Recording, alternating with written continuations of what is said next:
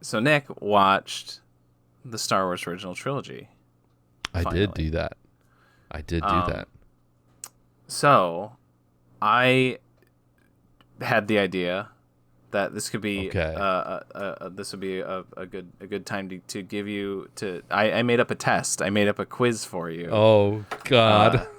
It's a Glup Shitto quiz. Do you know the term? Are you familiar with the term Glup Shitto? Is it the idea of like is it that thing that you told me about where like every minor character in Star Wars has like a name and established lore and just like just way too much information about minor characters? Yeah, okay. Exactly. Yep. So yeah, I don't know. I just had this thought, so I looked some up the other day. No. So I had a little more faith. So I think you'll get. This is not designed for you to succeed. I'll tell you that. Yeah. If it's memorizing any of their characters' name other than like the main cast, could be bad. So we'll see. I think you'll get 3 or 4. Okay. And I have 10 plus a bonus. Okay. Clea had less confidence. She thinks you're going to get 1. Damn. Okay. All right. And I started with the easiest one. And then these are constrained we'll to the OG trilogy. No. No. Okay. Okay. I was gonna let it explain itself, but no. Okay. I was gonna say that I was gonna give you a couple lifelines that you can use. I think we'll do one time use. There's only 10 questions, so we'll do one time use. So one is gonna be you can ask what movie it's from. Okay. Or what I think all of them are from. They're all existing characters. I think they're all from the movies. I think. Is this 1 through 9? I think I can't fucking remember who they all are now, but okay. I'll tell you what they're from if it's not from a movie. If I made a mistake and there's one that's not from, I think they're all from the movies though. Okay. And then 2, there are a couple that are not okay. All the names that I'm going to give you are Star Wars characters, but some of them. Oh, I haven't even explained how this is going to fucking work. So what I'm going to do is I'm going to show you 2 pictures, and I'm going to say which one of these is character name. Okay. You get what I'm saying? So I'm going to show you 2 pictures of characters. I'm going to say which one is this person. Okay. There are a couple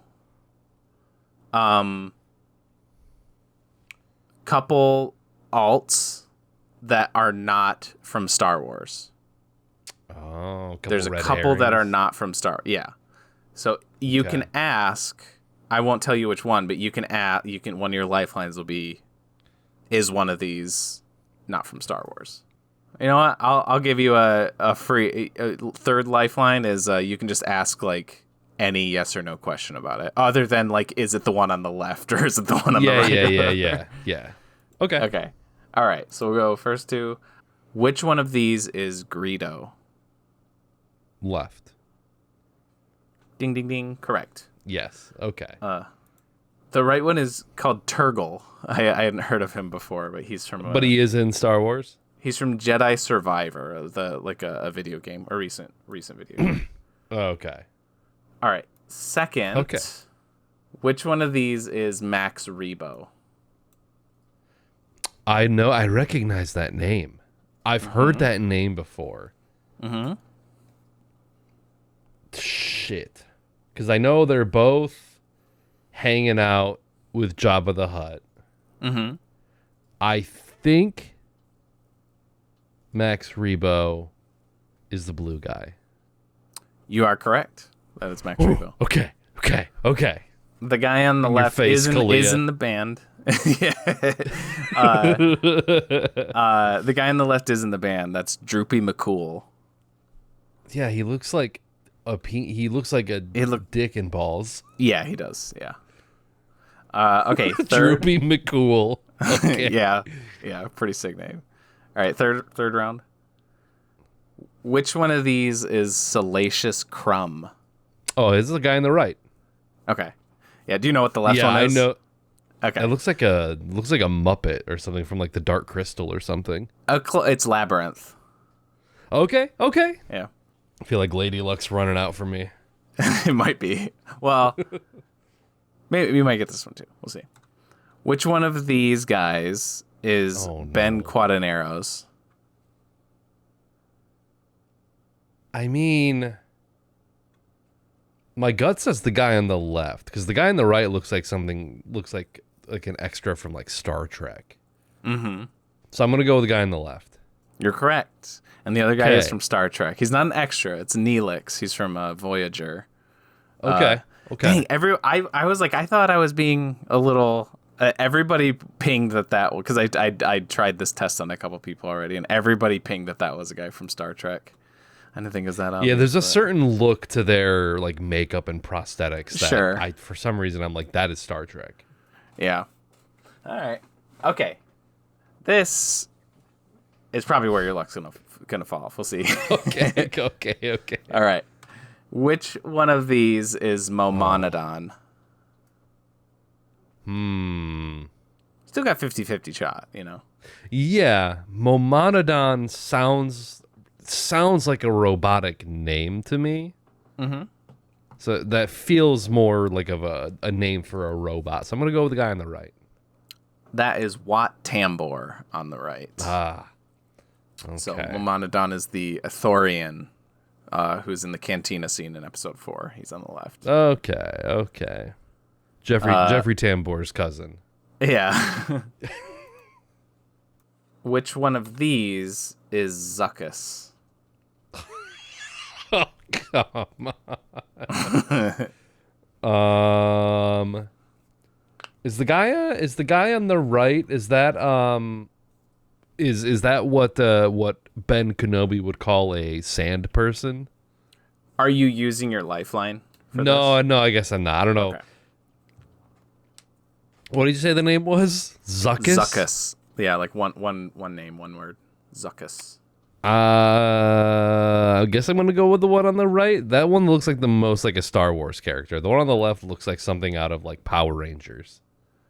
You're correct. That's Zuckuss, but the one on the left is also from Star Wars. These two, if you notice the lights behind them, they are literally standing next to each other in this scene. It's from Empire. Real Laurel and Hardy. Yeah, it's the other one's name is Forlom. But they're in the group of bounty hunters in Empire Strikes Back, where you first see Boba Fett and Darth Vader's like, hunt down these guys for me. They're just the extra bounty hunters in the background. They're called Tusken Raiders, right? The guys that I was thinking of, the Sand people. Mm-hmm. Okay. Yep. Okay. All right. Next, which one of these is Evan Peel? It would be very funny to name like a floppy-eared like little creature Evan. Mm-hmm. Like all these other guys have names that are like Zuckuss, and then they're like, no, this guy, this freak, his name's Evan. I'm gonna go with my gut on that. I think that guy on the left is named Evan. You are correct. Dang it! I thought I was gonna get you with that one. Yeah, it's funny because it's like irony. It's weird. Yeah. He's one of the Jedi Masters on the Council in the prequels. Yeah. The other one like is that stoned out looking Yoda guy, his cousin. Yaddle. Yep. Yeah. Yep. The one on the right, that's Cobb Vanth. He's from the Mandalorian show. That's Timothy Olyphant. Oh, okay. There you go. Which one of these is Coleman Trebor?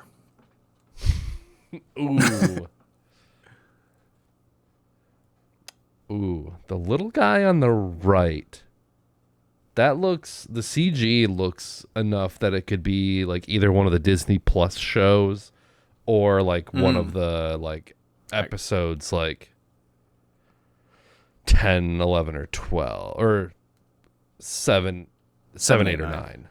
Yeah. The guy on the left looks like he's from like the Clone Wars or something. What's the name again? Coleman Trebor. The guy on the right strikes me as a Coleman Trebor. No, it's the guy on the left. Okay. The one on the right is Pawnee from Men in Black International. So not even a Star Wars movie. That's good. That's good. I was like, he's in a desert. Yeah. Yeah. No, it's really good. Okay. All right. Which one of these is rungs? Oh my God. The guy on the left looks like a gremlin. Yeah, almost. Kinda. Oh my God.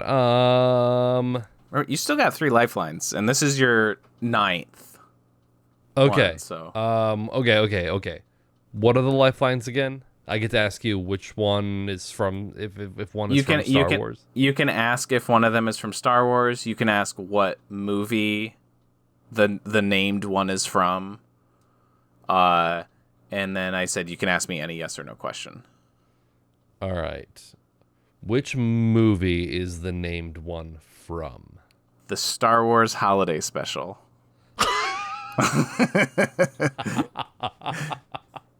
Then I'm going with the one on the right. You're correct. Yeah. Okay. Just because the picture quality of that, because the holiday special didn't really get like an official release, so it's like bootlegs. So I was like, okay. And he is about as like minor a character as you can get, but I wanted to throw him in there because that is my personal favorite Glup Shitto. Is this the one you were telling me about not too long ago, where you were like, you watched something and you were like, oh wow, that guy's really cute, and then you found out that like, of course, they have an entry on Wikipedia. Yeah. Yes. Okay. Yep. I remember that. And literally all he does is it's a canteen. It's supposed to be the cantina from A New Hope, but it's like you get to see B. Arthur is like the owner, and she's like there, and she like sings a song about how they're all like family and like friends and stuff, even though it's like, you know, the most wretched hive of scum and villainy, and it's supposed to be like this really down and dirty place. It's like a dive bar. We're like, And she like, that's her hand in that picture, and because like in part of the song, she like goes to the table that Rungs is at, and she just sits down next to him and she sings at him a little bit, and then she like hugs him, and then that's literally all he's in. And yep, he's got a Wikipedia page. Of course he does. All right, so last one of the before the bonus. Okay. Which one of these is Wilro Hood? Well, one of these guys is clearly James Dean. I'm gonna say guy on the right, because the guy on the left looks like Star Trek also. It's the guy on the left. Okay. The guy on the right is Elon Sleazebagano. So they have Italians in Star Wars. Yeah, he's the guy that he tries to sell Obi-Wan death sticks in Attack of the Clones. Okay. No, the guy on the left is another kind of like Rungs level guy, but he's actually like, he's kind of been made a meme. So I was like, there was a chance that you would maybe know who he is, because like, okay, he's kind of like the Glup Shitto meme, because he is in Empire Strikes Back. That's Lando right next to him in that picture. Okay. It's when Cloud City's being evacuated, and he's literally on screen for 1 second. He's just like a guy running through the screen as everybody's running around. But people like took that, and so he's like kind of been made into a like more so as a joke, whereas all the other ones, I think they're more like genuine, like giving him like a backstory. And like there's also a thing like people make a joke, like I guess the thing that he's carrying looks a lot like a particular brand of like ice cream maker that was popular in the 80s. So people say that he was like rescuing the ice cream maker as Cloud City was being evacuated. But he's got like an action figure. He has like a Lego minifig. Oh my god. And the action figure comes with the Comes with the ice cream maker thing. Is this a fan-made action figure, or is this I don't know. real? It's real. I'm not sure. I think it's real. I don't know if it's a real if it's just like a fan-made 3D printed one, but yeah. That's so funny. Because I've seen like the fan-made Star Wars action figures. Like I know there's one that's like Luke's aunt and uncle, and they're just like melted, burnt to a crisp little action figures. Yeah. Okay. All right. And then last bonus round. Okay. Which one of these is Jonesy from Alien? Oh. I think it's... Man, I can almost like see each scene distinctly in my mind. Like I'm trying to remember. That's what I said. I was like, even if I didn't know what the cat looked like, I know like every single shot that he's in. So I think it's the one on the right. It's the one on the left. Damn. It's the one on the What's left. the one on the right from? That's Goose from like the MCU, Captain Marvel, the Marvels and stuff. I almost thought of like putting a picture of Jonesy from Aliens and then my cat Jonesy as like a joke or whatever. Oh. The funny thing is that Jonesy from Aliens looks a lot more like Mac, the other one. That's funny. Yeah, now that I'm looking at like the background, I should have gone with that because that does look like the Nostromo. That's the name of the ship in that. This is actually technically this is from Aliens, not Alien. Oh, okay. It's when Ripley is in the she's in like the hospital or whatever after they pick her up and she's about to go back down to the planet, and this is where she says, yeah, I guess I'm going, and then she looks at him and she goes, and you're staying here, you son of a bitch, or something like that. And that's the last shot that he's in. Oh. Because she leaves him behind. It was a smart move. It was for his own. Yeah. I don't. If I'm watching, that's like part of the anxiety of Alien is like, yeah. Like Harry Dean Stanton's, Yaphet Kotto, these guys are in danger. There's a cat in danger, and that's like the part that I'm the most concerned about. Yeah. But you got. Well, including the bonus, I think you only got 3 wrong. Whoa. But how many of those were guesses? I think you were pretty good on like the first 4. Like the first 4 were like genuine. And the other ones were pretty much somewhat educated guesses. Sure. But yes, they were absolutely guesses after the Star Trek guy. Yeah. Well, cool. That was fun. That was fun. I like that though. That was really good. Welcome back, ladies and gentlemen, to another episode of ThereWillBeDuds. This is episode 212, and I'm your co-host TJ, and with me as always, I'm Nick. And always, we watched a movie. That movie this week is The Apartment from 1960, just 60. Directed by Billy Wilder. It is about an office man named C.C. Baxter in New York who lends out his apartment to the upper tier guys, his superiors at his business, so they can use it to be with their mistresses, and he uses it to kind of climb the ladder, the employee ladder, rapidly. But there's a lady that he likes that is one of the mistresses that one of his bosses is seeing. So it's like a sort of not exactly a love triangle, but it kind of is. But it doesn't really like play like that typical thing. But yeah, romantic comedy. Billy Wilder, 1 year after Some Like It Hot. Wild. Yeah, this is our third Billy Wilder? Yeah, I didn't realize. I was like, yeah, we did Some Like It Hot, but yeah, we also did Sunset Boulevard too. Yeah. What's the other big Billy Wilder movie that we're missing? Because I feel like he's got a lot of them. He does. I feel like these three would probably be the big three, but there's like the 7 Year Itch, I think, is one. 7 Year Itch is a big one. Double Indemnity, maybe, or okay, yeah. He do did he do Witness for the Prosecution? Yes, he did. Is that on there? Okay, that's a. I haven't seen that one, but I think that's a pretty big one. Spirit of St. Louis, isn't that a maybe? Lost Weekend. Okay. That's another okay. one. Notice that because somebody used that phrase in this movie, and I was like, was that on purpose?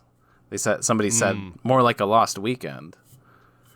Yeah, in the IMDb trivia, it did say that he referenced a couple other movies in this, so it could have been something. It could have been something intentional. All right, how about that?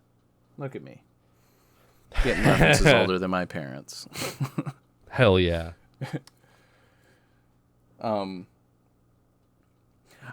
say I think that the movie it endears you or makes Baxter relatable very early on by when he gets home and sits down to eat dinner, puts on TV, and like the guy starts reading the ad and he changes the channel. It's so like I've never seen that put into a movie before, but I thought that was so great because it's one of those things like you don't think about until you see somebody else like on online somebody be like, does anybody else do this really weird specific thing? And you're like, yes, I do. Yes. But like changing the channel to something else for like 10 seconds that you're not even interested in. It's just like, I just don't want to be fed this goddamn ad. And maybe it hits a little harder now that we just got booted out of our YouTube premium account. Yep. It also, I don't know, it's also like that sort of dilemma that I feel like is a very modern dilemma now. That's like, because it used to be like, there used to be families sat around the dinner table to eat. And now it's like everyone sits in the living room around the TV with like, TV dinner trays or whatever to eat. But this, it's like, it's almost predicting the sort of like obviously he's just channel surfing and channels were a thing back then. But like I've seen so many like video memes that are like, all right, I need to find like the perfect YouTube video to like eat my dinner to. Or like the dilemma of like, what am I going to watch on a streaming service? It's like, I'm hungry, I want to eat, but I cannot start eating until I find the perfect thing to watch. And I was like, I kind of felt that too, where he's like channel surfing and it's just like all these different things.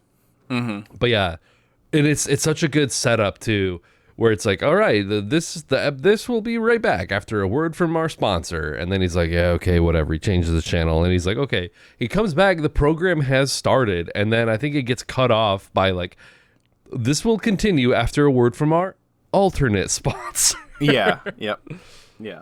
It's that was like my first two notes were like, one, you just can't escape the ads, and then two, I think before I knew that he was like lending out his apartment, I thought he had like roommates, and I was like, oh yeah, I mean that's another thing. It's just like you can work a job all you want, but you still have to deal with like roommates. Like that's just like an inescapable part of life.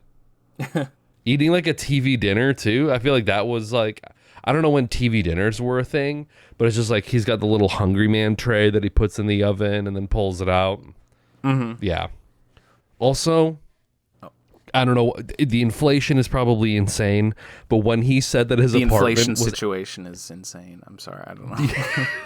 When he said his apartment was $85 a month and he's like a block away from Central Park. Yeah. I was like, what are we doing? What are we doing here? Yeah. Fucking shoot myself in the knee. Oh, $85 in 1960 is equivalent in purchase power about $956.31. So still cheaper. Yeah. Like way cheaper. It's at least twice that much.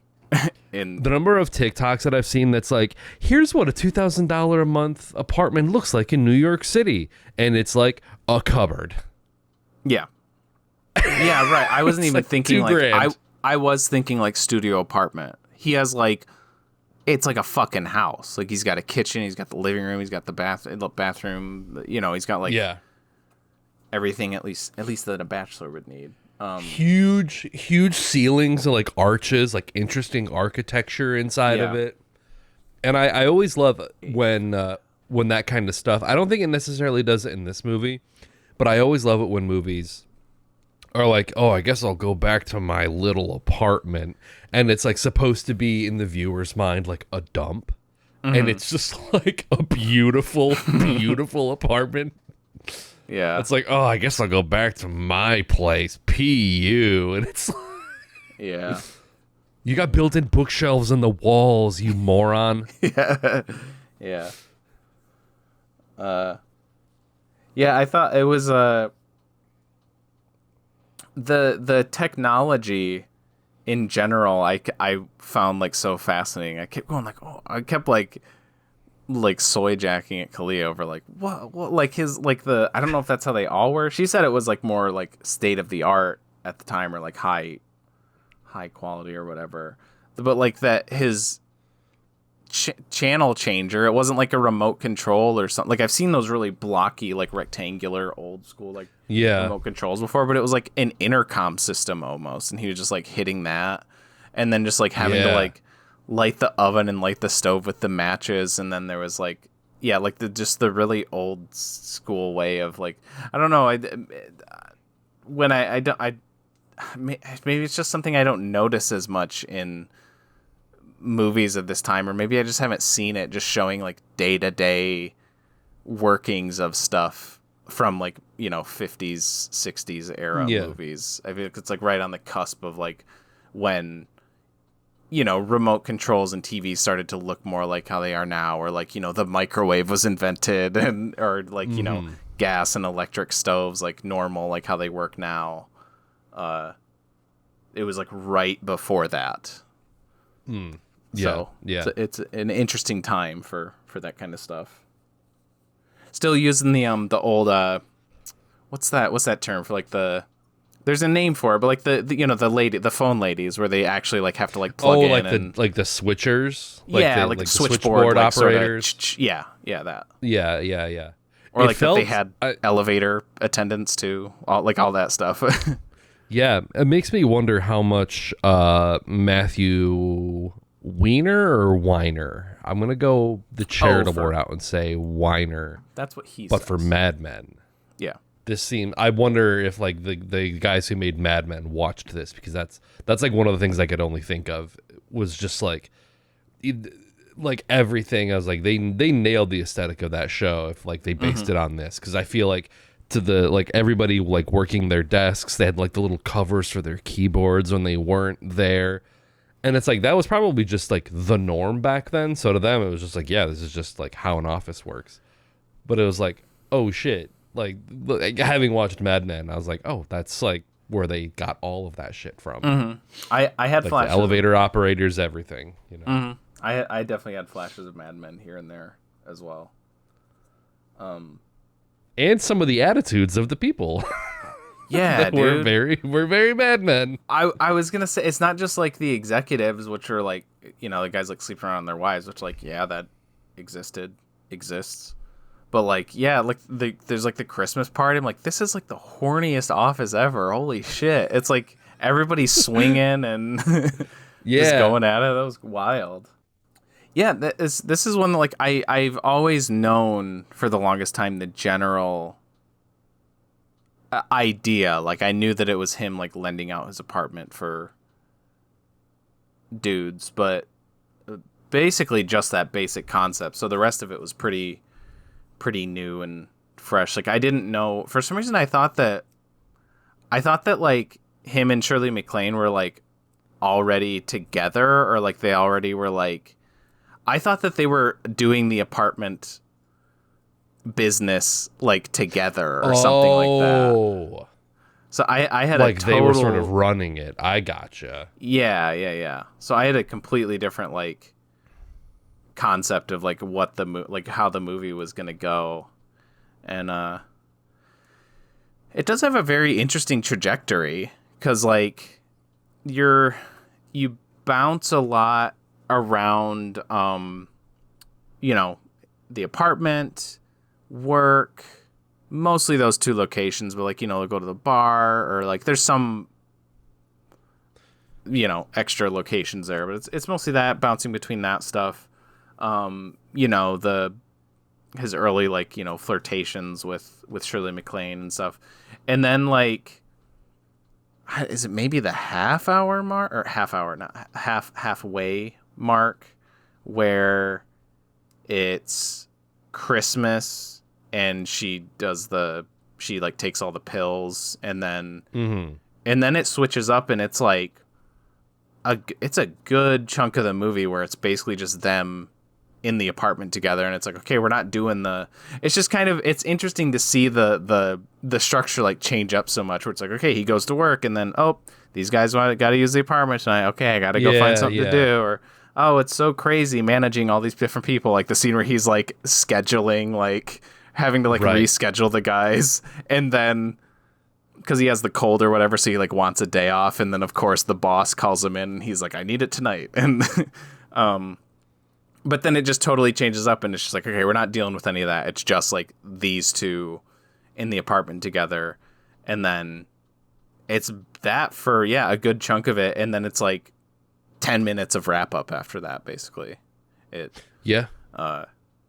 just, I don't know. I found that interesting and just kind of different. Like I appreciated that it, not that it had to do something like that, but I kind of appreciated that, like,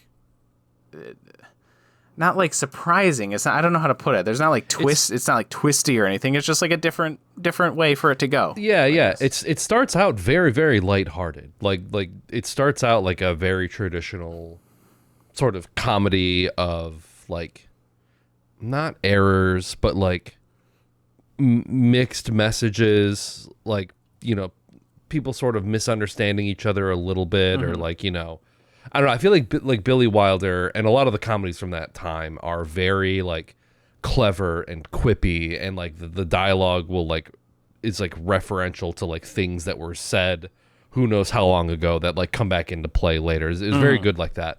But it starts out like that. Like it starts out sort of like, you know, oh, okay, well, I thought I was gonna get some sleep, but then this guy needs and then, I think once she takes the pills, it doesn't get, like, serious. Because I think it's still kind of... It still has jokes in it. It still has, like, that miscommunication. But I don't know. I don't know if there was, like, a greater purpose in doing it that way other than, like, to just kind of switch it up a little bit. I don't know if they're, like, trying to be, like, you know, a very special episode of TV where they're like, but we've had a lot of fun here, but, like... Suicide's a really serious thing. Like, I don't think he was going for like that, but it wasn't heavy-handed like, in the way that those are. Yeah. But it does kind of like to pull the rug out from under you a little bit, where it's like, okay, now it's this kind of movie. But I think I do get it blends into that, you know, pretty seamlessly. And not that like that was something I wanted to mention though, that like, it did feel like heavier than like you know, at least US movies would be at the time of this, like when this came out. Plenty of like foreign films, like European and like Japanese stuff at the time would deal with like darker subjects or whatever. And again, there's nothing like too dark other than the suicide, I guess, but it's not like a constantly dark movie, obviously. But like there like stuff like where he goes to make the coffee, I think, when the doctor comes over to help her out, and like it's on Jack Lemmon just like waiting in the living room, but you hear her like retching and like puking. I was like, that's kind of like it, not again like not something that I would expect a American movies at this time were like really sanitized.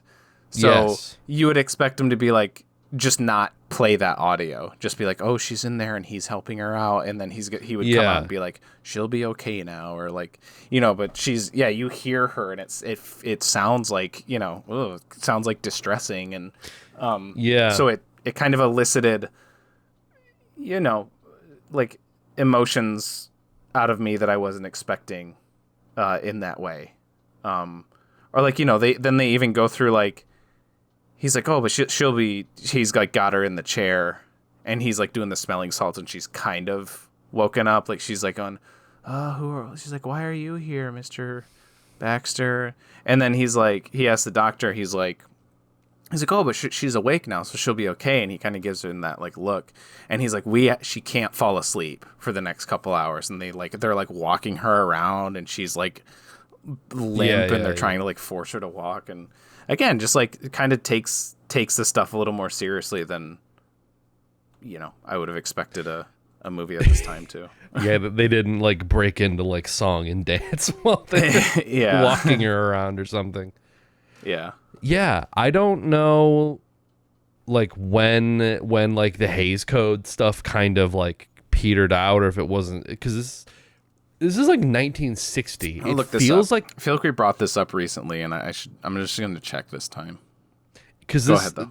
It's a movie from 1960, but it still like sensibilities wise, it almost feels like something from like the 40s or earlier.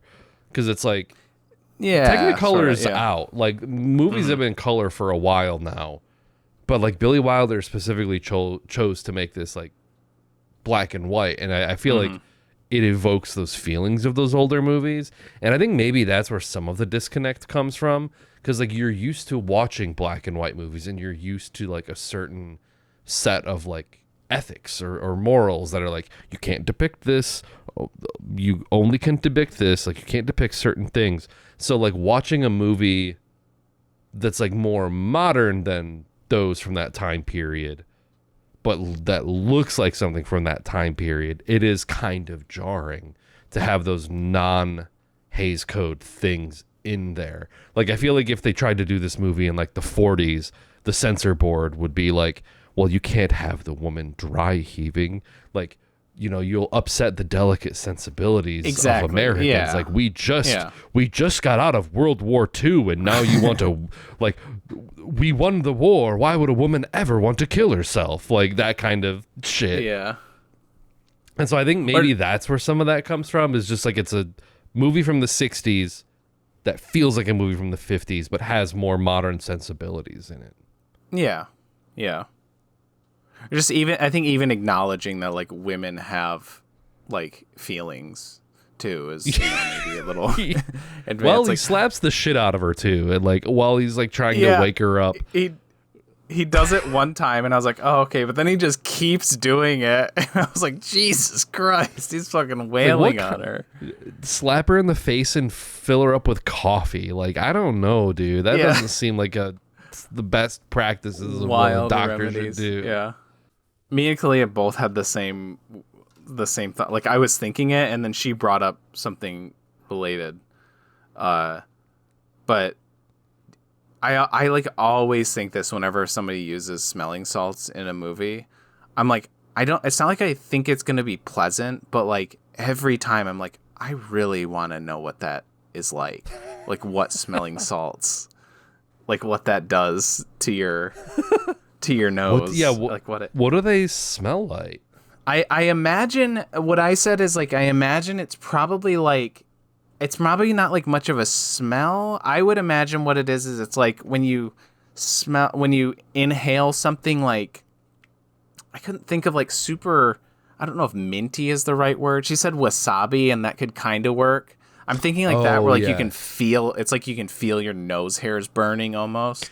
Yeah, I imagine it could be that, because I'm like, that would wake me up if I was like sleeping and somebody stuck some wasabi under my nose, Yeah, because it like clears your nostrils out. Yeah, that's kind of what I would think. be like dabbing like hot sauce on your tongue or something like that. Yeah, like, I feel like that would also just like sort of jolt the senses awake.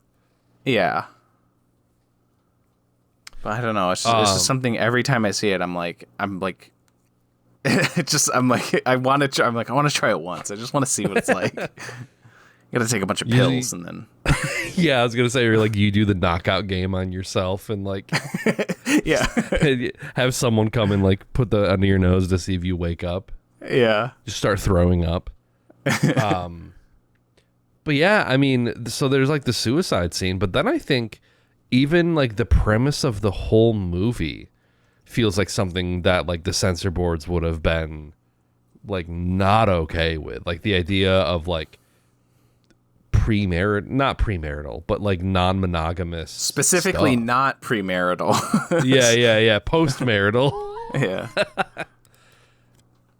that it's like, well, you can have this subject matter in the movie, but all of the guys that participate in it need to be like punished in some way. Like I feel like that would have been the only way where like they would have accepted that by the censor board. But instead it's just like, no, they're like fine. Nothing happens to them really. Yeah, they're not really like, it's not like nihilist, but it's more like morally ambiguous. Yeah, I guess I like the main, like Sheldrake, the one who's most directly affecting the main characters. He kind of gets a little bit. It's like, it's not like he seems that bothered by it in the end, but like he gets divorced by his wife, and so you could imagine that he probably has he's still got his job. Honestly, like, I still don't think that he really like wasn't truly in love with Shirley MacLaine. He's probably just like, well, now at least they don't have to like hide it, so we can bang. And then they would get married, and then he would find another mistress. Yeah, precisely. Around with her. Yeah. Yeah, he's more like inconvenienced than anything else. Yeah. He's yeah. not like, oh not no, really like up. my family's gone. Yeah. Yeah. But there, by the way, I did look it up. It went to 68. So this was still Hays Code time. Weird. It ended in 68, yeah. That's and maybe that was enough for him. Maybe that was like how it ended, was like, yeah, well, he doesn't. Also, I mean, I think it would it would just not fit the tone of the movie if it's like, yeah, and then she gets married to Sheldrake and Jack Lemmon leaves town, and so obviously it's like that would just not fit the vibe. Another win for monogamy. Yeah.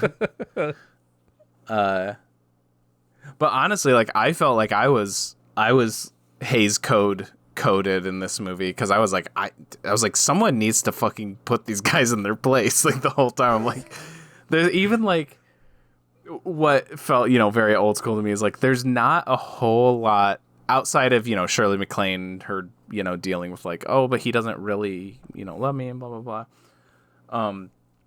There's not much like thought given to the wives. It's like totally just played for jokes about like them all like sleeping around. But and I was just kind of like, can somebody like at least allude to the fact that they're being shitheads? And there was a little one kind of near the beginning where I think it might be that first scene with Sheldrake where he's, after he kind of like, he's like, yeah, I want to get in on this too. And then he's like, you see a girl a couple of times a week just for laughs, and right away they think you're going to divorce your wife. Now I ask you, is that fair? No, sir, it's very unfair, especially to your wife. Yeah. And that's like the one, like, the one line they give to like, yeah, think about the rest of the people that you're like doing this to. Like your other kids people and are your wife. affected by my actions. Yeah. I appreciated that line. Yeah. And there's a lot of repurposing too, because I think that like that comes back later. The whole like, oh, you go out, I think she says it like, oh, you think you go out with a guy for 6 weeks and you think that that's special, but it's not, or something. A lot of good like callback stuff that like pays off later on. That was another note that I had, was that there were so many things that are like set up and paid off like very, very well, and like in funny ways also, like the mistaking of like the washroom key and the apartment key. Mm-hmm. Yeah, like that good. kind of comes back and forth. Like I love that at the beginning, like the messenger boy comes down with the envelope and gives him the washroom key, and then he puts the apartment key in the envelope and hands it back to him. And then at the end, he finally decides to take a stand, and it's just like, you're not using my apartment anymore. And Sheldrake's like, it's like, oh, you must have made a mistake. You gave me the washroom key, and he's just like, yep, I'm done. Mm-hmm. Yeah, that's good. Or like, well, I don't know if this is much. Well, it kind of is, because he mentions that he kind of tried to shoot himself. I mean, he did shoot himself, but Oh, yes. And then like you see at the end when he's like packing up, he like pulls that pistol at like that Glock out of his drawer. Yeah. And then she's running up the steps and you hear the bang, and I was like, okay, he did this. Again, I'm like, no this movie's way. not gonna end with him fucking killing himself. that'd be insane.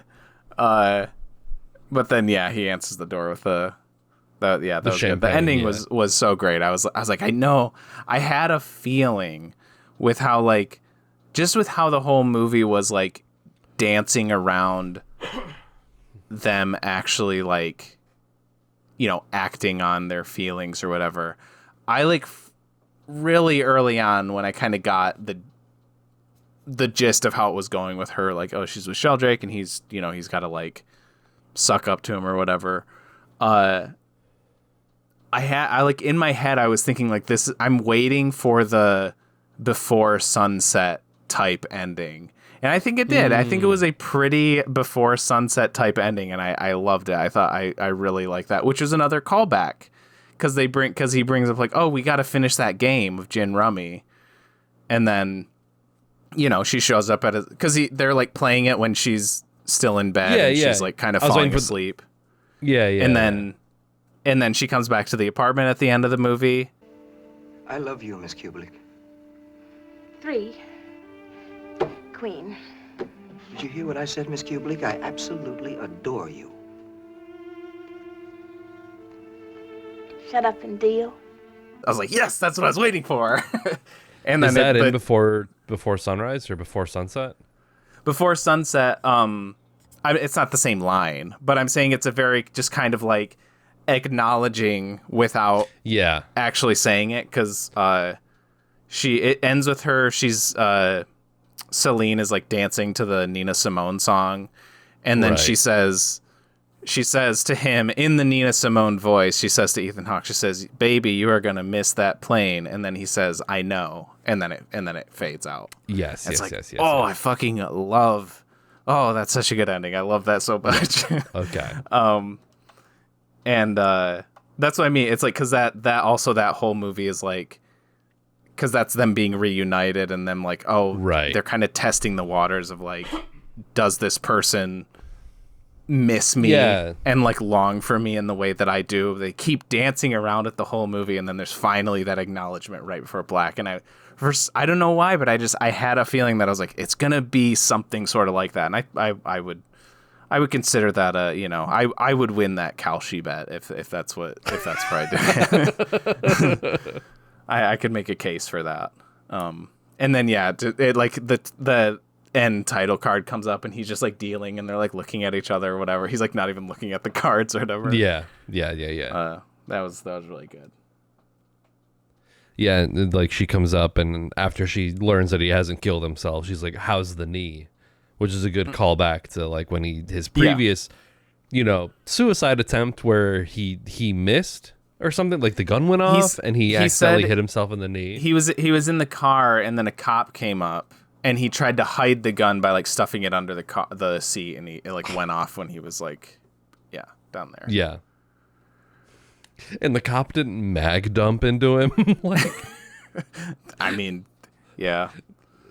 Cops these days would be like, they it would was stop the 50s. to reload. Andy's white, so yeah. Fair enough. I kind of gave Clea a little side eye when there's like near the end. I think it was near the end. I think it's like the only black guy you see in the movie. It's like cut to Sheldrake in his office getting his shoes shined by like a black guy. And like, I know that's like, it's probably just like how it was, but like it still was just like, I don't know, it made me feel a little weird. Yeah, Chloe and I were watching it together, and I think we both were just like, ugh. Yeah, one of those. Yeah, like a ugh. Yeah, again, like very Mad Men, where like the only like black people in the show are people that like service the elevator or do like, you know, menial job roles, or like taking care of like Don Draper's kids. Like it's like that's the only type of positions like any of them have. Yeah. It's like, I think what makes it great are all of the various like side characters, and I really liked his neighbors. Like talking about like a comedy of miscommunications.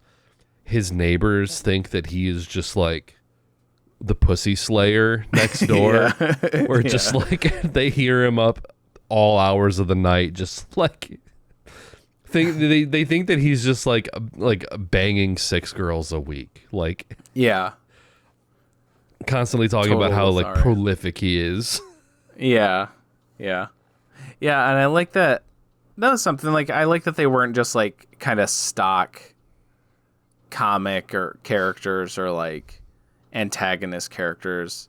I mean, the wife didn't have a whole lot. I think she mainly just had the one scene where she brings her the food. But like, I like that the doctor was like, he was like judgy, but he wasn't fully like, you know, he was a little layered for just being that side character that he was. You know, in the end, he was like, no, I did it as a neighbor. You know, you don't have to pay me for any of this. Yeah, and I really liked his character by the end of it. Yeah, and he kind of you know propels Jack Lemmon a little bit, because he tells him to be a mensch, which is to like be a man. And you know he does finally do that and like stand up to his boss and tell him like, no, like this arrangement is done. Like we can't do it this way. Yeah. And I think he even says that. He's like, what do you do? He's like, what are you doing, Baxter? And he's like, I'm being a mensch, or something like that. Right. Also, I was going to say, like, talking about this, like, movie's influence, the ending felt very When Harry Met Sally. Like, I can see the influence there. In particular, New Year's Eve, Auld Lang Syne playing. Oh, and then she runs to his apartment. Oh yeah, and it's a little different, because like they kind of have the famous like conversation. I think it's at New Year's Eve, so they're still like at the party when they kind of have like Harry and Sally finally like admit their feelings for each other. But I was like, oh okay, I wonder if this is the first time that like sort of romantic comedy like trope has been done, where it's like New Year's Eve and you gotta run down the streets of New York City. That song will never not like make me feel melancholy as hell. I think there's something in the way, like the way that it's composed, or like the lyrics, but like it, like I don't know, it's like a cheat code song to like put a lump in my throat. And I think it's because they also do it in It's a Wonderful Life, and like that movie is also like kind of a tearjerker near the end, especially with that song when they all like, you know, toast to George Bailey. But like I don't know, I kind of felt something near the end of that movie when he's like talking to her at the New Year's Eve party, and he's like, yeah, the strangest thing, Baxter quit. And he said that we can't use the apartment anymore, especially with you. And like, she kind of has that moment where she realizes, oh, I know why. Yeah, I really like that. Yeah. I also, It's a Wonderful Life came to mind for me too. Yeah. What was I going to say? Oh, another thing that I wanted to note that I thought was cool, from like, you know, on the more like technical side, I guess. I liked all the there was a lot of long takes where, you know, especially in the apartment. I really like that, which is cool because like it, you know, a good chunk of the movie takes place in this. Now that I'm thinking about it, this is like the Prestige. I use that like when I hear that, I think more like kind of, I don't know. This is a different kind of. This is just like a good version of The Room when you think about it. This is The Room kind of. Because like it's not explained at fucking all, but like, you know, Michelle and Mike come to their room to have sex. Like that could be exactly, it could be the apartment situation. And there's kind of like a love triangle thing. His wife is sleeping around, or his future wife is sleeping around with like another guy, and like, it's kind of he fucking shoots himself successfully, but the neighbors are kind of like Lisa's mom, where they're maybe sure. He doesn't cite this movie, but Sunset Boulevard is one of Tommy's favorite movies. So a different Wilder. So it's very possible, you know, he's like, this is also by Billy Wilder. He checked this out, and I don't know. I'm staking this as like an official theory by me that the Room is a remake of The Apartment. Even the fucking name, like, are you kidding me? Like, yeah. There's like the scene where he finds stuff left behind by the previous users, sure. And it's like I left me underwears, you know? It's like he's finding stuff in the couch cushions. There's a thing with her. Oh, talk about callbacks too. Although I knew this one was coming. This was more like a Chekhov's gun. But like the broken hand mirror that she has. Oh, that was so good. Tommy, or I should say Johnny, he breaks a mirror at the end of the movie. As he's trashing the apartment. He's up he's trying to get a promotion at work. True. Yep. Holy shit! Now you got to find like two sort of similar scenes in both movies and put them in like the side by side, and then it's like you decide. Yeah, who's the better like drunk actor, Jack Lemmon or Tommy Wiseau? And you think of everything. Yeah, I'm tired. I'm wasted. Where was I going with that though? Oh, because I was gonna say like in a worse movie. Where like it's like 3/4 of the movie maybe is in the apartment, you could say, maybe a little less. And it's nice to have like a good skilled director behind it, because he knows how to like shoot, you know, one apartment that's like 3 or 4 rooms, and like it doesn't get stale over the course of like a 2-hour movie where most of it's there. That's why I was originally thinking of The Room as like, you know, on the other scale, if it's like an unskilled director, you get The Room, which isn't boring, but it's not because of the filmmaking that it's not boring. You know what I mean? So maybe that is a bad example, but like there's a lot of good like like long shots where I like it seeing where like it feels like I don't think it is. I don't think I could see it becoming one. Maybe it is now. I don't know. But like it's kind of has like a stage play type feel where there's like you know, the characters kind of gathered in the one room. I guess I'm thinking again where like the doctor's over and helping with her. And like, it feels like a sitcom, like shot in front of a live studio audience. Like it could be like that. That's kind of what I mean. And like, the camera will like track over and like follow Jack Lemmon for a bit, and then he'll walk towards the camera, and it'll kind of pull back, and then you'll get back on the doctor again, and he'll start saying something again. It's very good, like blocking of like the actors and the camera work, and it all like flows really well, you know. Good stuff on that front. And I mean, obviously, like Billy Wilder is known to be a pretty good director, so it makes sense. It just right. That was something that I noted while watching this, was that I really like the camera work and the how all those scenes like play out, and it was most noticeable at the apartment, but I think there was some like at the office building too, but I most noticed it in the apartment. Yeah.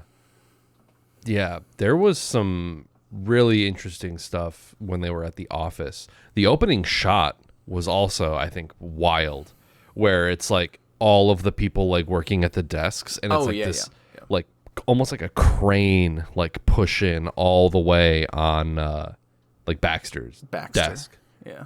But like I don't know, just it looked huge, and I was like, how did they do that? Like I don't know. I mean, did they like build an entire like they probably built like an entire set like on a soundstage, but just like the visual of it was like nuts. Even when they're like even when they're like sort of sitting down and like he's like kind of talking to like all the various guys that are coming in like trying to ask him about using the apartment, like you can see like all the rows of people behind him, and every single person is like typing or like doing something. Like all the extras like look like it looks incredibly realistic.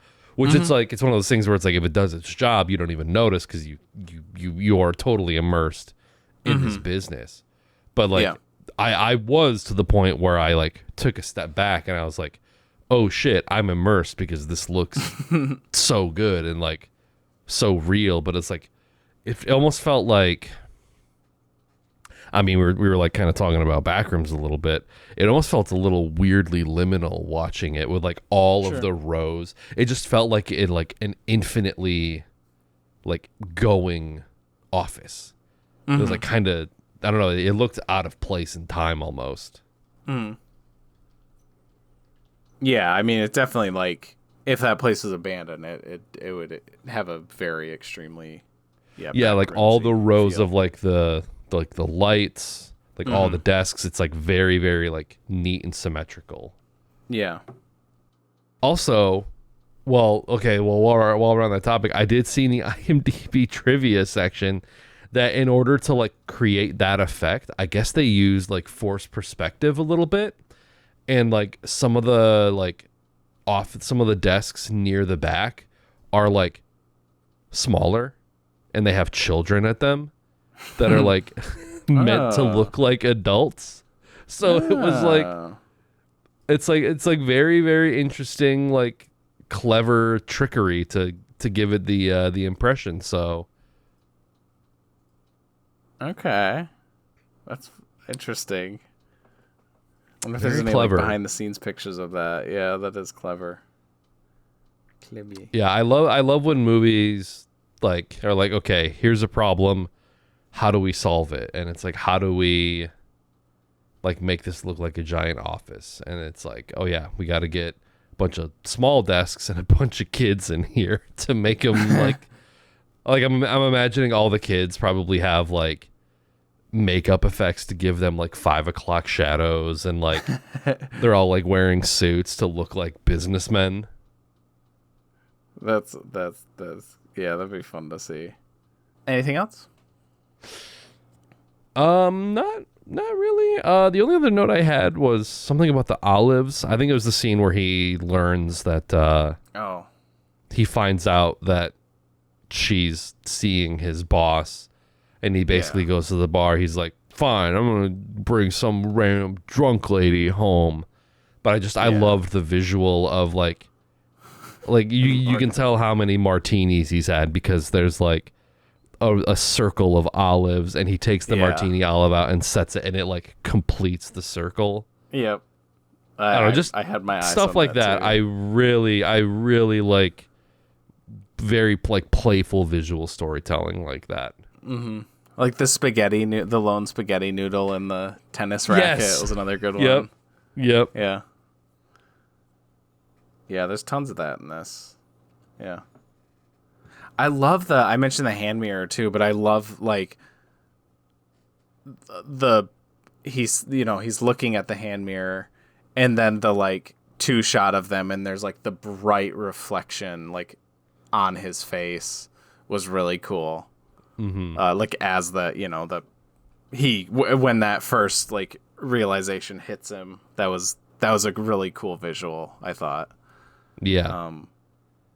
And I wonder if that was like, I mean, I guess if they had the lighting set up perfectly, maybe it could have done that. But I had wondered, I'm like, I wonder if they had like a spotlight somewhere like hitting him like with that, or if to that like was just, perfectly like reflect it up at him. Yeah. I don't know though. Maybe not. Yeah, that was as soon as that happened, as soon as he's like, oh yeah, by the way, like someone left this at the apartment and there was the mirror and it broke. I was like, as soon as that happened, and I was like, I know exactly. Yeah. Yes, I knew. Yeah, I didn't expect it to happen as soon as it did, but yeah. So this is what I mean. Like, I think I was thinking too, like modern generic. I was thinking too little of this movie. Because I was like, my thinking was like, oh, he's going to keep doing this. They're going to... I thought that, like, she was maybe going to see... Now I forgot. Sheldrake. Or maybe she was going to break it off with him when she's, like, supposed to meet him at the theater or whatever. And like, oh, so they're going to start going out, but then she's going to find out that he's the one renting out the apartment, and she's going to get mad about it. And they're going to, you're going to have the third act part where they don't talk to each other, and he has to like, demonstrate his love for her. And like, then he's going to see the mirror. And, I thought it was going to like play out like that. And I guess maybe that's kind of more in line with like what I was saying with like how I was happy with how it kind of changed up the format, and like it didn't follow the more typical rom-com formula. Whereas like no, he sees the mirror like almost in like the next scene or like a couple scenes later, and she like when she because I think she overdoses, and then she the doctor wakes her up and she's like, what are you doing here, Baxter? And he's like, oh, this is my apartment. And there isn't any, like, she's not, like, discuss. And I think it makes sense because it would be maybe a little hypocritical of her if she was, like, acting high and mighty about it. And so it's kind of nice that she just, like, she's like, oh, okay, all right. And there's just no issue with it or whatever. Yeah, it's like... like rips the Band-Aid off immediately, because I think that's more interesting than like drawing it out, and I think that would be like how, like you said, like how more like modern I think romantic comedies would follow more along the lines of like I think Hero's Journey kind of applies here, but it's just like that's like the low point where then he has to like overcome and then get the girl at the end. Yeah. That's more that would be how it would be done. I get more conventionally, but yeah, the idea of like him finding out instantly, it's like, okay, well now where do we go? Yeah, that's I like that for that. Yeah. Mm-hmm. Yeah.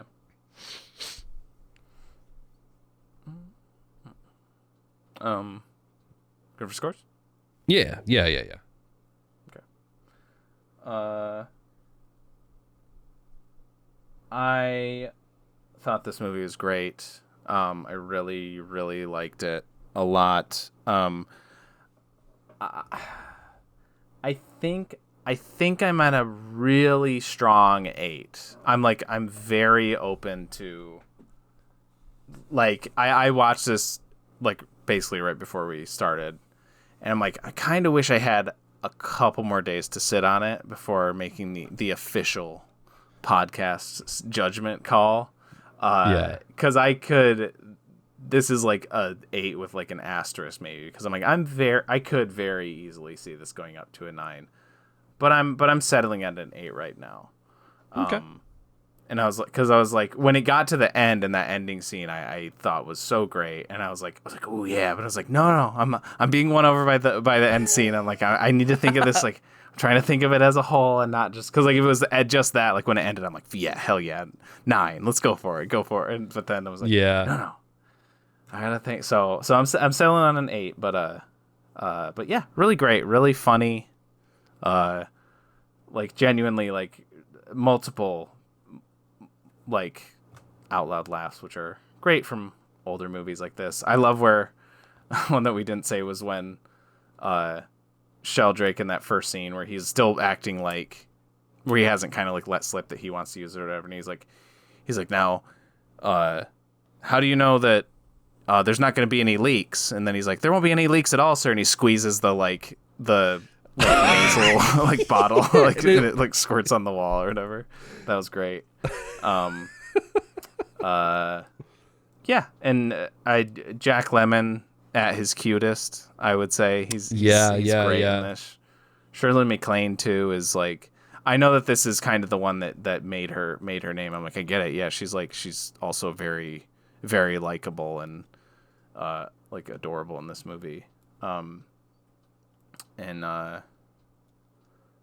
something else, but yeah, good stuff. Good classic. Probably of the few Wilders that I've seen, this is probably my favorite too. Yeah, I would agree with just about all of that, and I will give it a 9. That's kind of where I was at. I really, really, really enjoyed this, and man, he really knows how to end his movies with like a great one-liner. Like, and they're also like iconic, or at least the ones that I've seen. It's like, I'm ready for my close-up, Mr. DeMille, and then Nobody's Perfect from Some Like It Hot, and then this one, Shut Up and Deal. It's like, he really knows how to stick the landing with like the perfect like punchline to like the setup of the entire movie. It's I don't know, it's brilliant. And yeah, I mean, I think even like the craft of all of this is really good. Like you said, the way the apartment is shot and the way they keep it so dynamic and interesting. Yeah, everybody is great in this. It's very, very funny. It has some of those old like 1950s like misogynistic things, but it's like I think it handles it pretty much as best as it can. It didn't feel like too bad. Like, I feel like sometimes you kind of, it's whatever. The movies back then, it was just a different time period, and you can't really do much about it. But this feels like something that you could show like a modern audience, and I think that they would like laugh and get it, and they would be like, oh shit, I didn't know that black and white movies like this could be this clever or funny, or like, oh, they're just like us, but 70 years ago now. So yeah, I thought it was great. Really liked it a lot. Hell yeah. Sweet. Oh, he did. Apparently, I was reading in the IMDb trivia, but I guess Billy Wilder did slip in a dig at Marilyn Monroe at the office Christmas party. Well, I know there's the part where the guy's like, oh, she's just like Marilyn Monroe, and the girl's kind of doing a Monroe impersonation. Is there another dig at her? Well, I think that's the dig a little bit, because in the IMDb trivia, apparently, after working with her for a couple of movies, he didn't particularly like her demand for star treatment, while also having a very poor work ethic when it comes to movie making. Okay. I don't know if you remember from our conversation on Some Like It Hot, but that one scene where Marilyn Monroe's character just literally says her name, it took them like 90 takes or some shit like that, where like she just could not get it out. And it's like, it's your character saying her name. It doesn't need to take like 80 takes for this. And so apparently she like ran into Billy Wilder at a party and was like, I really wish I could have played Fran in that movie. But apparently, according to the IMDb trivia, like the fact that he slipped in like a reference to Marilyn, and it's like someone doing sort of like a impression of her, was like kind of a dig. Oh, okay. That's funny. I thought it was just like, oh yeah, because remember her from those other movies that I did? I didn't read it as a dig, but I mean, I could see that. Yeah. I was just like, oh, she's just, Marilyn Monroe. But that's also weird in like a self-referential way, because does that imply the existence of like Some Like It Hot? It's like, you know what I'm saying? Like it kind of creates this weird like loop. And maybe it's like a Tarantino universe or whatever, where some of the movies that he makes are movies in the movies, in other movies. Yeah, or it's like the Sopranos Gilmore Girls thing. Have you ever heard of that? I don't know. Is it something where they're tied together? There's an episode of Gilmore Girls where she references Tony Soprano, but then there's an episode of The Sopranos where the TV is on in the background. And they're watching Gilmore Girls. Oh. So theoretically, there could be a possibility that Tony could turn on the Gilmore Girls, and Lorelai Gilmore would make a Tony Soprano reference, and he would see himself referenced in the show. So it's like Billy Yeah. So it's like, you're watching The Apartment, but then Marilyn Monroe is in it. She's like, "Didn't you love me in that movie? Some Like It Hot." So it's like, So anyway, that's funny. Huh. Anyway, all right. Yeah. So I say let's just do Obsession at this point. Okay. Cool. Since we're this friend. So, I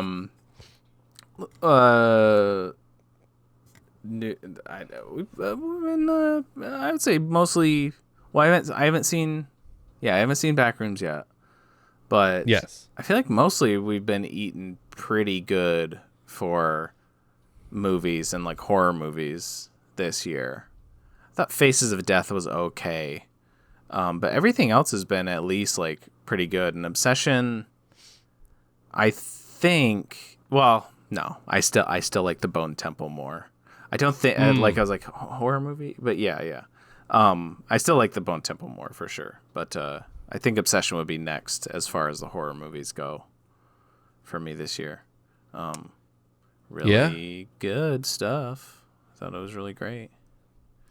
I went into it. I think I knew a little bit. I think I knew that it was like kind of a monkey's paw type story, but other than that, I went into it almost completely blind. Like I knew it was about. I don't even know if I knew that, honestly. I think I went into it like pretty blind. I knew it was like a monkey's paw thing, but like that was about it. I was kind of blown away by it. By like how lean it was. Like the budget was like $750K. Yeah. Which is crazy. For like how much they're able to pull off and do. Yeah.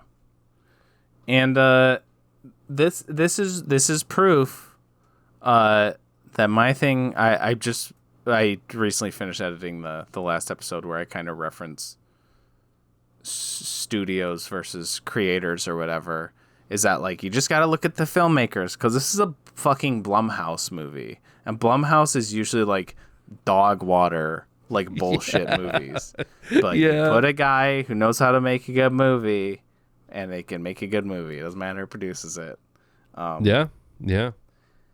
And I had I'm sure I mentioned it to you. I think I sent it to you, but if you haven't yet, you should check out Milk and Cereal. That's the movie that Curry Barker made before this. It's just on his YouTube channel. Yeah. But that was the one after I watched that, I was like, okay, I want to see what this guy does next. I thought he was just going to keep putting stuff on YouTube, but then I was like, oh, okay, he's making a movie now. And that was the one that kind of, put him on my radar as far as like somebody to like check out, because and like Obsession, I would say, is definitely more a better, like, overall for sure. I don't know if Milk and Cereal like was as I don't know how to put it. It wasn't like this movie's like amazing. This is like one of the best movies I've seen in a while or whatever. But it was just like a really solid like amateur horror movie, to where I was like, this guy's got something. And, yeah. It's really it's super super short. So I don't know. I've kind of been wanting to watch it again because it is so short, and it's Curry is, I think, the main character. It's him, and then the guy that plays the friend in this, Cooper Tomlinson. Cooper, yeah. So like it's him and Curry are kind of like a duo, sort of like they both like write, and they do a lot of like most of the YouTube channel is comedy shorts. Yes. The one that I saw recently was the Pringles one. Yeah, that's a good one. Yeah. It's like, he's like trying to do a prank on his girlfriend by putting his dick in like the Pringles tube, and then his buddy comes over. He's like, "Oh shit, is that one of those like Doritos Pringles? Can I grab one?" And he like moves the thing away, and he's like, "No." Like, no. Yeah. Yeah. Yeah, they got a lot of good. The one, I think the first one that I saw was, it was like when your friend didn't like Dune, and it's just like you know, just a really dramatic like confrontation over like, oh, you didn't like Dune, it was so great, you know. Yeah. But that was what first keyed me to him. But yeah, this is good. Yeah, the standout, which I think a lot of people are saying too, is Indy Never Ready is like just so good. That's like such a like crazy good performance. Yes, it's really surprising. Yes. I never like heard of her, seen her before. Yeah, but she was the biggest name in this movie is Andy Richter. Yeah, yeah, yeah. Everybody was good. Like I thought the main guy did a really good job too.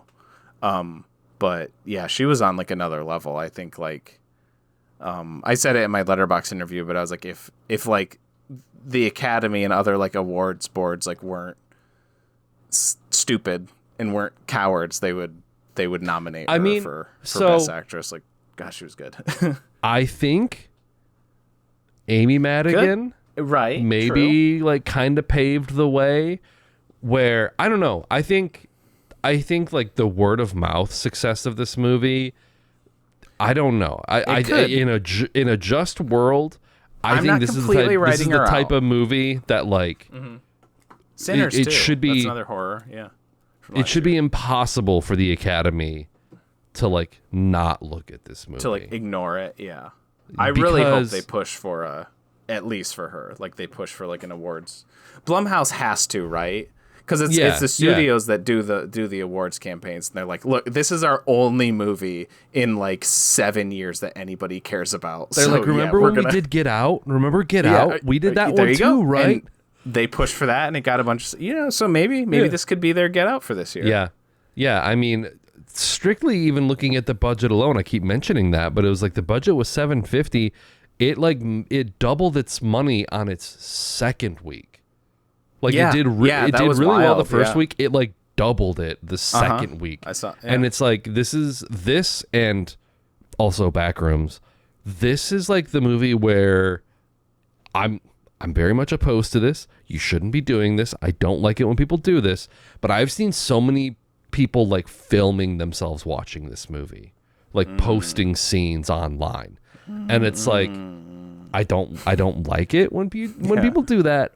But I do think it's indicative of just like, a younger like movie going audience being like, oh shit, like these can be good and interesting and like scary, but also have like these like other ideas involved that like, the word of mouth has been nutso, and it's just like, it's like unavoidable. But yeah, speaking of Indy, there were a couple scenes with her that were like probably some of the like the most haunting things that I've seen in a long time.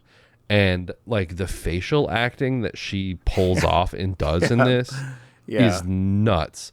Like there's like one scene in particular where like and it's like partially like the way that she's lit. The scene where she's like talking to Bear. I know 100% the scene that you're talking about. Like before. So there's two. There's two regarding how she's lit. One of them is more of a standard scene. It's not the bedroom scene. Okay. But there's one where like, dude, all you can see is like barely like the whites of her eyes and like barely the light reflecting off of her eyes. But otherwise, her face is like totally like shrouded in black. Okay. Is that when she like comes to his door like shortly after he does the wish? Yeah. Yes. That was cool. Yeah. But I like that. The real highlight scene that is like the scariest shit I've ever seen is when he wakes up and she's not in the bed with him, and he's like where are you? And like I don't know if they like treated her voice in like post-production, but she's just like, go to sleep. Like her voice is like an octave low. It felt like it was like an octave lower. I thought she was like whispering. I thought she was like, go to sleep. I thought she was doing that. I don't remember. I thought it was like she had like a deeper voice. Like I think it was she like does unnatural. Cause then it like, I don't know if it gets in closer to her, but you see her like, she's like her mouth is like super wide and she's like crying, laughing kind of. And she's like, yeah. And then I think it kind of shifts or whatever. So I found her misremembering too. on TikTok. She has like a TikTok account and she posted like a makeup tutorial or something along those lines. And she adds like little white dots on her eyes and like really lays on the eyeliner and really lays on the foundation, because when I watched that scene, I was like, did they digitally alter her face? She looks wrong. She looks she looks like an old woman. She looks like a hag. The way that she's like lit in that darkness weird. In the corner of the room. And I think it was like makeup. I think they literally, it's like one of those things where like if you look at it close up, it's weird because it's like highly exaggerated. But it's like it's almost like something that they would do in like the 1920s or 30s, where it's just like, how do we get this effect? But we don't have like digital effects or like computer effects. Just do the makeup in a weird way. Like there's like this really famous scene from a movie where a woman turns into a witch. I don't know if you've seen this. Yeah. No, I know what you're talking about. Yeah, that's fucking crazy. Where it's like she looks like a normal lady, and then behind the scenes, the movie's in black and white. That's such a cool effect. The room was like bathed in like purple light or something, and then they switched it to... Or like they changed the lens or something like that. They changed the lighting, and her face like transforms into this hag. It's so cool. Yeah. And you're like, how in the hell did they do that? Yeah. But like it felt like that, where it was like they did this like almost optical illusion of makeup on her face to like make her look like a hag old woman. It was like terrifying. Yeah, I feel like that's the one that like a lot of people say is like in a way I was like I know exactly what's gonna happen. Like when he wakes up, I was like, she's gonna be in the fucking corner. I was like, I know it. Yep. And like they were doing exactly what I thought. And then she kind of like shimmies around the room in that scene a little bit.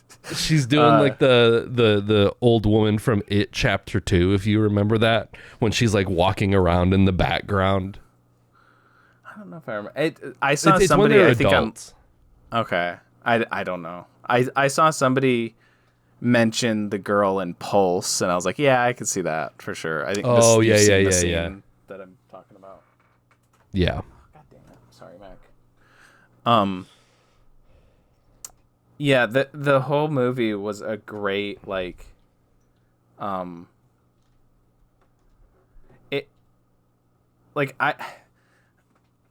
It's a movie where I'm like it's working for me on like multiple levels, where like the horror is working for me, the scares are working for me, but I'm also like laughing during like basically every scary scene. Like it's a mixture of like horror and like shock and just like awkwardness, because some of the horror just comes from like, it's not necessarily like, I mean, like, that it's creepy because that something's wrong, obviously. But, like,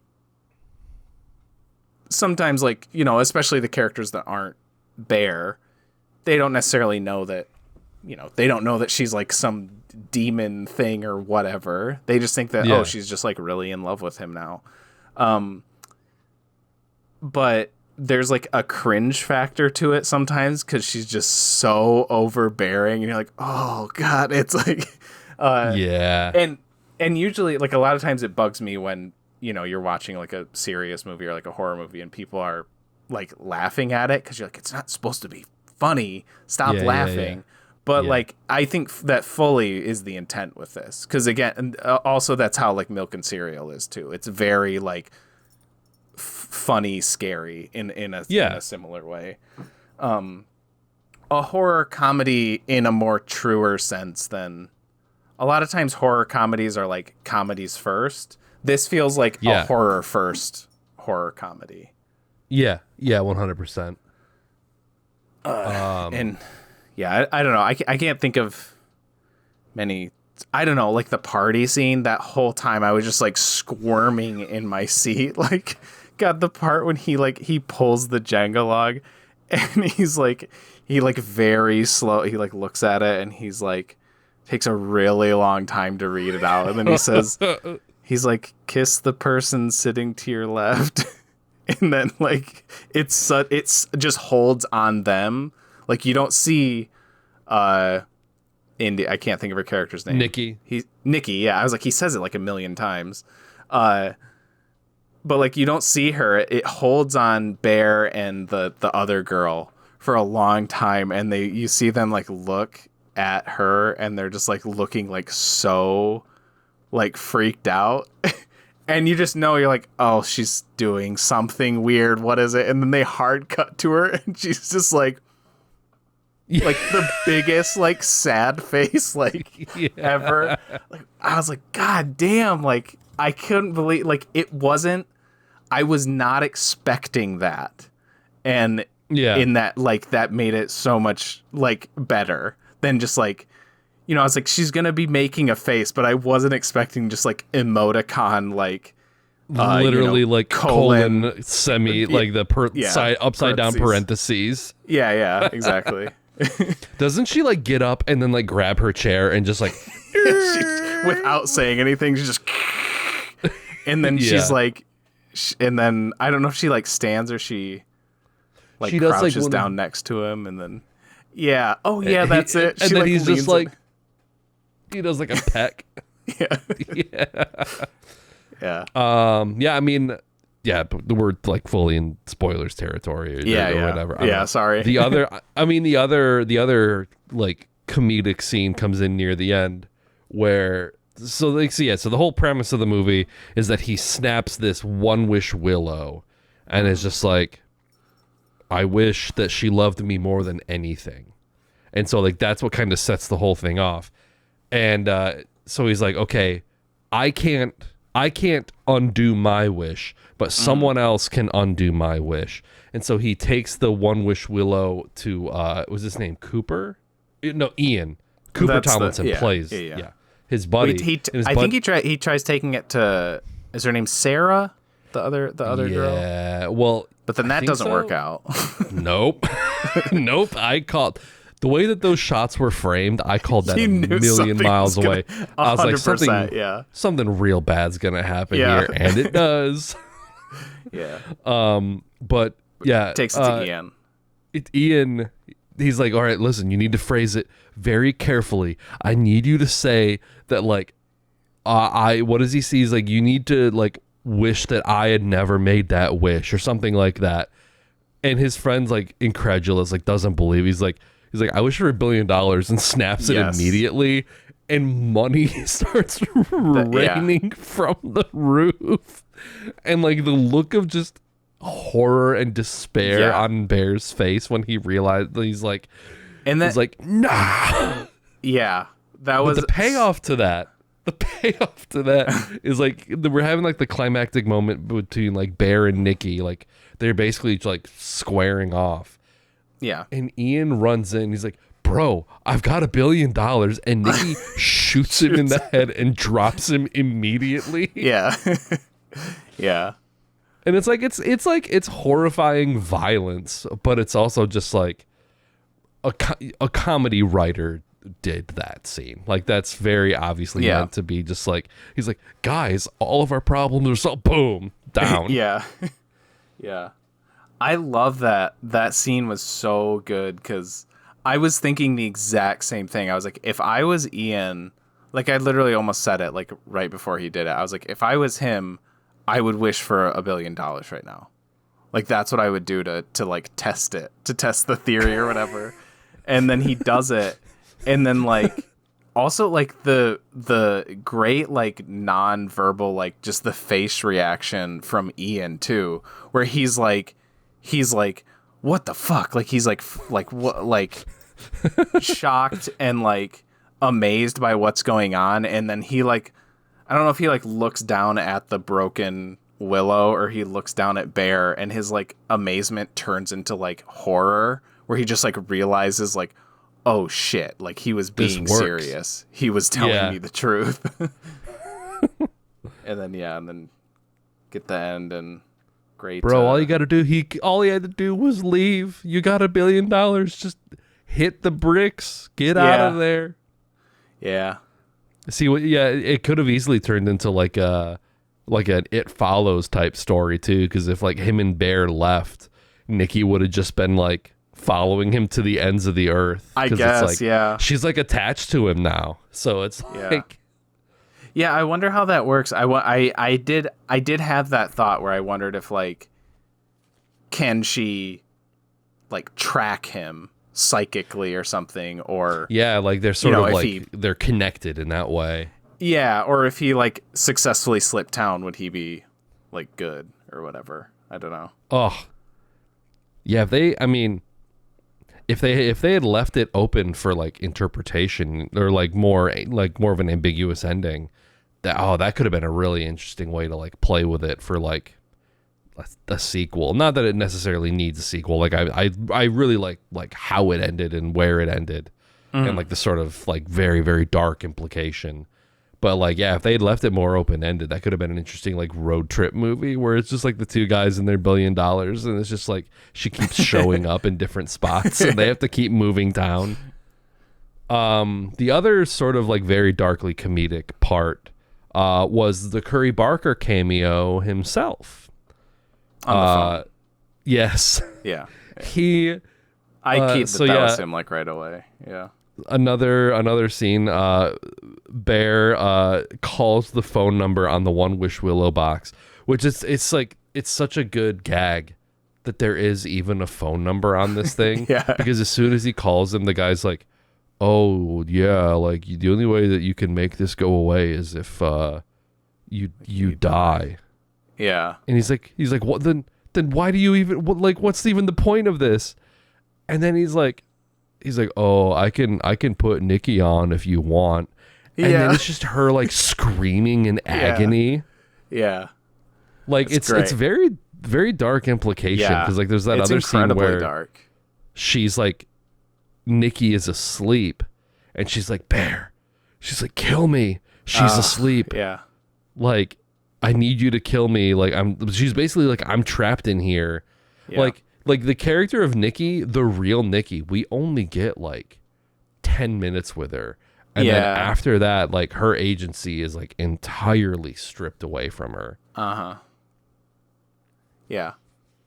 Yeah, because it's a really good, I was really happy with like the level of, it was a proper level of like explanation. Like that's the worry with something like a movie like this. Like it's going to over explain what's going on, and it's gonna, in turn make it less scary, Mm-hmm. But they just like they don't. I'm calling it a demon, but that's like they don't say that. It's just not her, and that it's something else.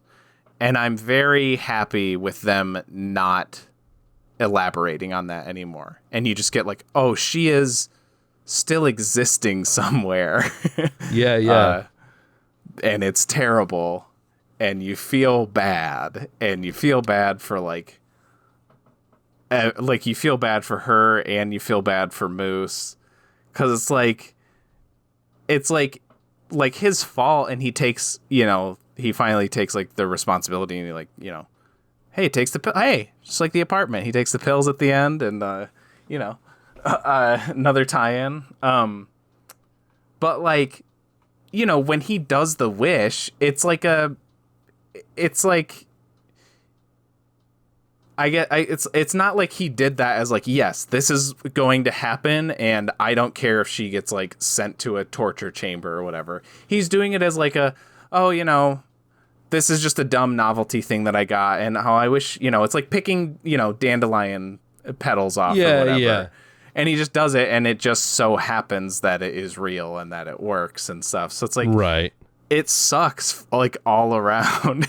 And then like the ending, and she's just like she, comes back and she's like just screaming and like, cause she's basically not there. Cause when she's sleeping and she's like sleep talking, he's like,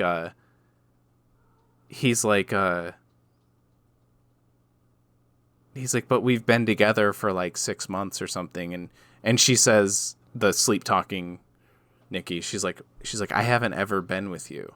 So it's like, she's not necessarily like, cause for a while I thought it was kind of like a Being John Malkovich situation where she was just like watching, like she was inside her head. Yeah. I was just about to say like the way that movie works, where I think John Cusack's character at the end, he's essentially trapped inside Catherine Keener's like baby.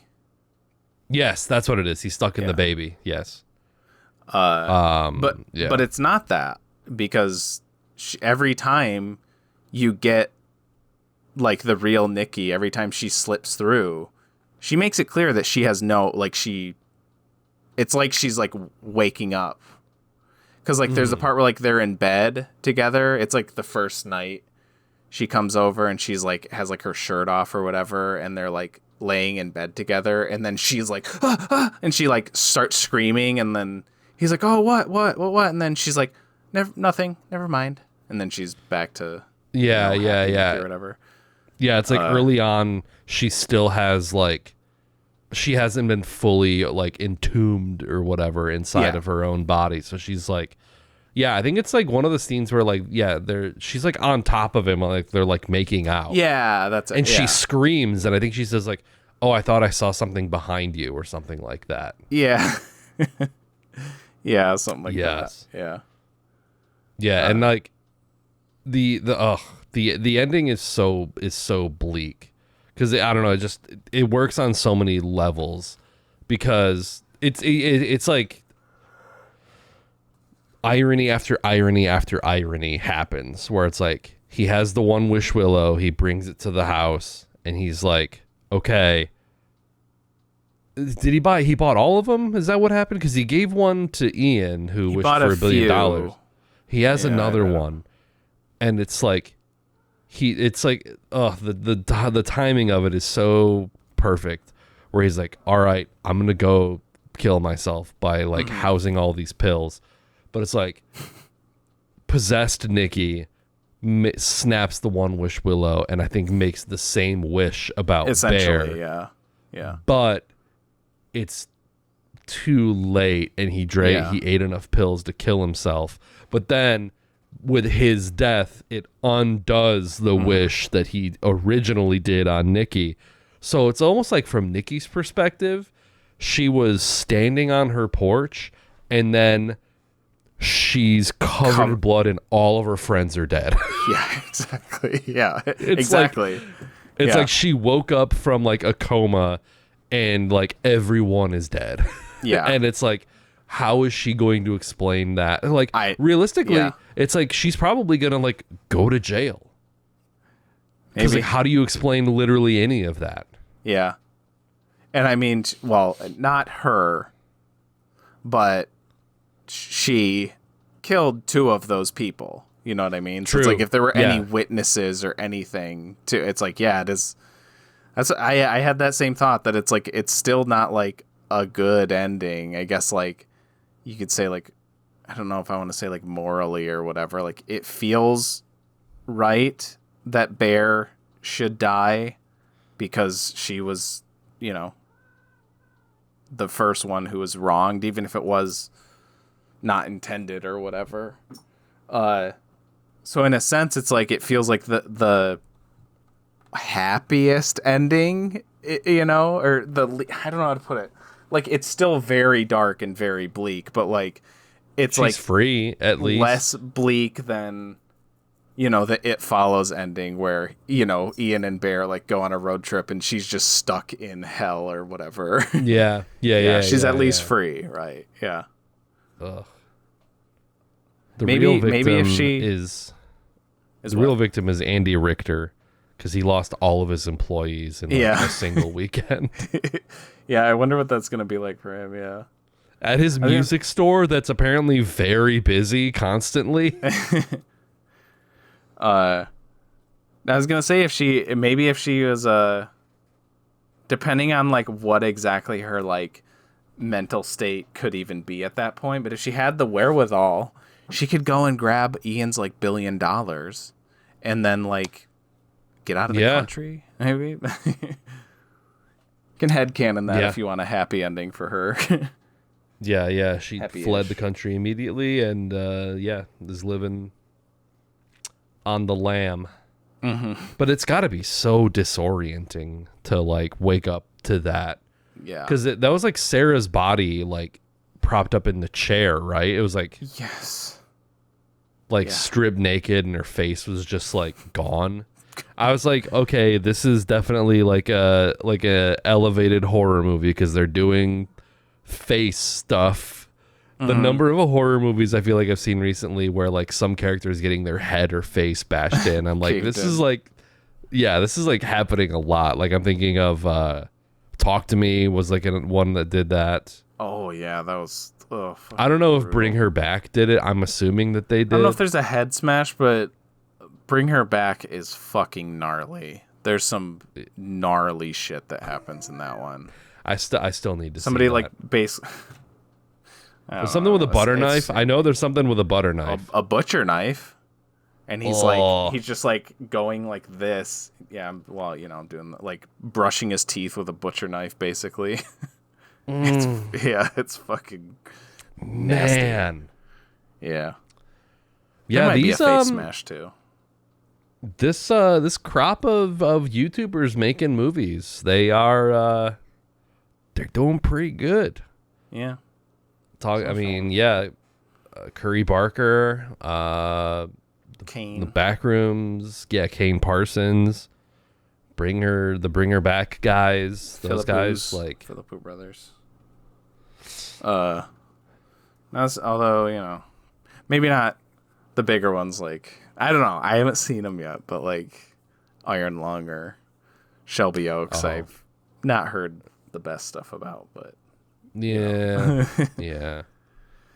They're ambitious, I guess. But I do think it's very funny that all of this is in the context of there's a Star Wars movie out right now, and no one is talking about it. Mm-hmm. Yeah. Like, I think it made its budget. And that's pretty much where it's at. And it's just like, it's crazy to me that these two like YouTuber movies are like completely dominating like the box office, but also like the conversation, like the conversation among people. And it's like, I don't know. I mean, it's like Mandalorian and Grogu, which is like a spin-off of a TV show, but it's like, I think I read somewhere that this is like the first Star Wars movie in theaters since like Rise of Skywalker. I don't know. Yeah. It's the first. And it's like there's absolutely no buzz or conversation that I'm really like people that I follow on Letterboxd are logging it. But there is no like there's no hype, there's no whatever. I don't know. It's an interesting trend. Yeah, I meant to check the I know the Backrooms is doing well too, but yeah. They're okay. I was just checking. I was checking to see if Mandalorian and Grogu was even on the popular this week on Letterboxd, but it is. I mean, that does cover a lot. Like it has stuff that it has Apex on popular this week. That's funny. That's I don't know if I've seen anybody else log that movie, at least that I follow. Right. All right. Gonna pick next week's movie? Yeah.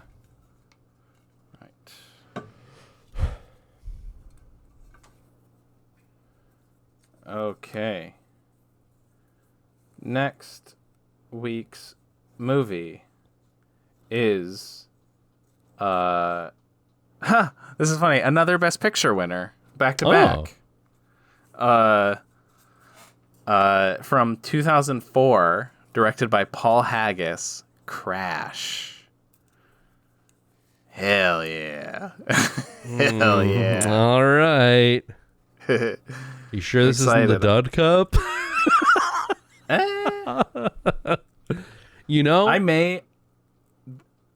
I may. No, I don't know. I don't think so. Sorry, what were you gonna say? Go ahead. Oh, I was just gonna say, this one has been sort of a curiosity to me for a while. I think because of its history and its like reevaluation, and like the snafu with it and like Brokeback Mountain, which is interesting that we've done Brokeback Mountain. So now we'll have like fucking started. So yeah, I'm very curious to see it. Yeah, I remember I saw it like when it came out. I think my mom like, rented it probably after it won Best Picture. And I remember watching it then as like a 9-year-old or whatever the fuck, and being like, yes, this movie is important and good, and sure, boy howdy, I love Brendan Fraser. I'm not expecting to hold those opinions now, but is that the last time you saw it? Yeah, I mean, I think I only saw it that one time. It was one of those where I was like, I mean, yeah, I was too young to really. I was just like, yeah, this is a award movie. This is good. This is a good adult movie. Yeah. But it obviously didn't leave enough of an impression on me to like, go after it then. But and as I've grown up and learned, at the time I was also so young that I wasn't really aware of the dislike of it, but as time has gone on and it has earned the reputation as being like one of the worst Best Picture winners, I'm like, yeah, my interest is I definitely have wanted to watch it again yeah. But I just remember very few bits and pieces. I mostly just remember being like, oh, I like that guy, I like Brendan Fraser, I like Matt Dillon. Yeah, like those guys. But this is the one where they have sex near car accidents. No, I thought about doing like a double feature. I like doing double features like with similar stuff, but no.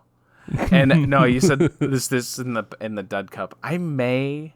There's a couple movies that I have in both cups and just was treating as like whichever one we draw from first, that's where it's going to be, Interesting. Okay. And this could be one of those. So like, one day we'll pull the Dud Cup and maybe it'll show up. Yeah. And then we watch it again and we reevaluate it as a dud. That'd be interesting. Just like watch it in a completely different like lens. Yeah.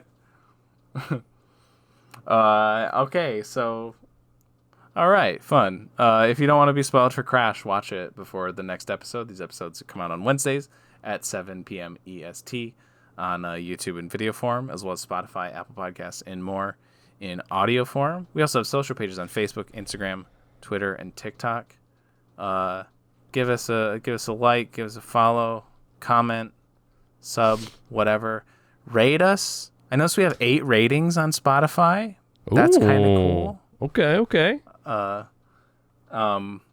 yeah, do all that stuff. And with all that said, I will see you back here in episode 213. And I am TJ. You don't get that reference. It's from the movie. Oh, okay. It's from the movie The Apartment. It's a visual reference for the listeners. Well, I'll play the clip.